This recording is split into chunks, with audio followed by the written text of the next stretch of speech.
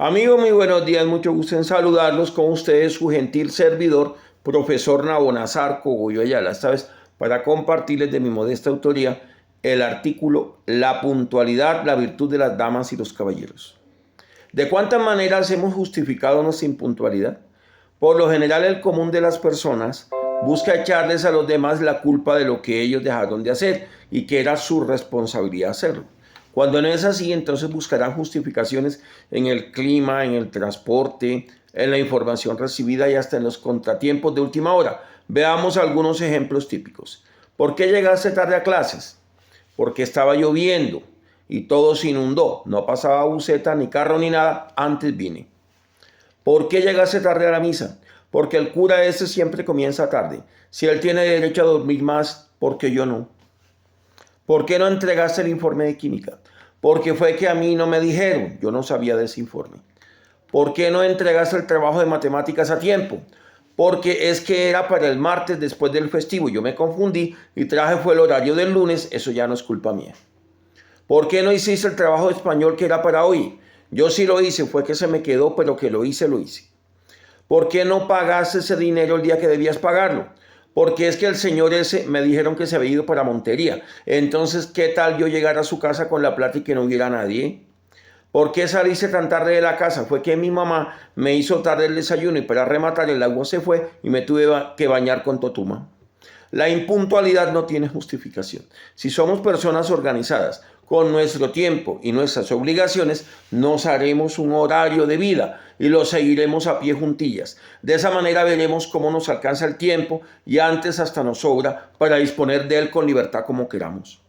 ¿Que tienes que estar en la iglesia a las 8 a.m.? Depende de dónde te encuentres. Si vives a 2 cuadras de la iglesia, aún así, levántate una hora antes para que tengas tiempo suficiente para organizar todas las cosas. Pero si vives en la vereda de Manguelito, a 45 minutos del casco urbano, eso es diferente. Levántate al menos con 3 horas de anterioridad. Deberás tener en cuenta todas estas variables. El transporte, cuánto tardas en tomarlo y cuánto se gasta el carro en traerte hasta Cereté. ¿Dónde te deja el transporte y cuánto tardas en llegar hasta la iglesia? ¿Cuánto te gastas en tus actividades personales, levantada, baño, aseo, desayuno, etcétera? Si mides organizadamente tu tiempo, no tendrás afanes, no sufrirás de estrés ni angustias por llegar tarde y todo lo podrás hacer sin contratiempos. Hay alumnos que no miden el tiempo real que demanda hacer un cierto trabajo para el colegio. Por ejemplo, el profesor de español les dejó un trabajo de análisis literario de la novela El coronel no tiene quien la escriba, del novel colombiano Gabriel García Márquez.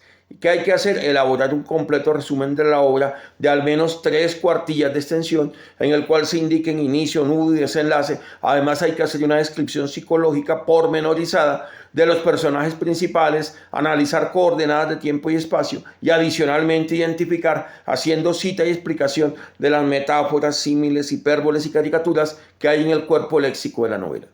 Juanito Pereza se confía y cree que un par de horas el domingo por la tarde será más que suficiente para hacer un análisis literario que demanda entre 18 y 24 horas de trabajo.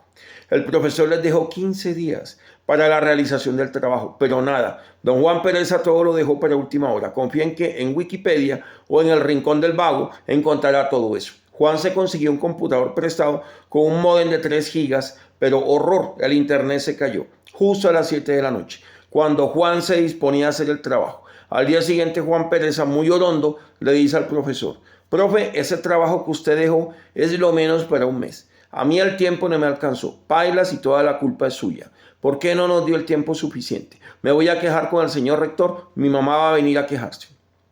¿Te parece que es justo este reclamo? Evidentemente no lo es. Aquí tenemos el caso de un joven que busca justificar a como dé lugar su irresponsabilidad en el manejo del tiempo. ¿Y cómo lo hace? Culpabilizando a los demás de su propio descuido.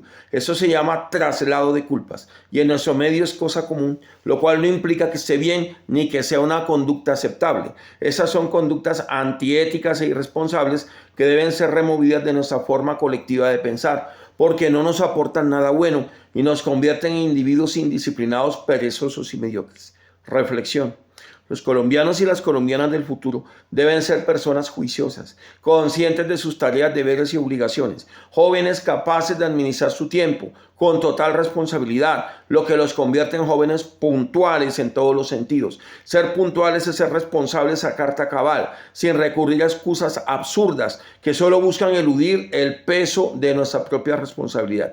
Siendo puntuales y organizados con el tiempo, tendremos espacio para hacer lo que queramos. Los colombianos del futuro somos y seremos siempre puntuales.